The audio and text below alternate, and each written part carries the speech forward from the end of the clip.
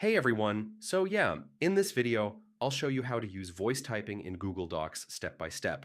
Voice typing is perfect for quickly drafting documents, taking notes, or writing hands-free. First, open your Google Docs file and make sure your microphone is connected and working. Click Tools in the top menu and select Voice Typing. A microphone icon will appear on the left side of the document. Click the microphone to start speaking. Speak clearly and at a normal pace. Google Docs will transcribe your words in real time.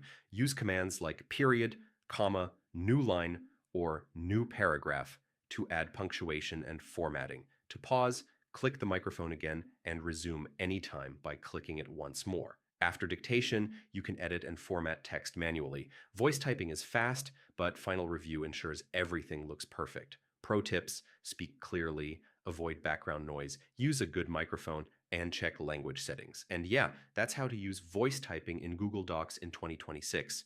If this guide helped you, like the video, subscribe to the channel, and I'll see you in the next tutorial.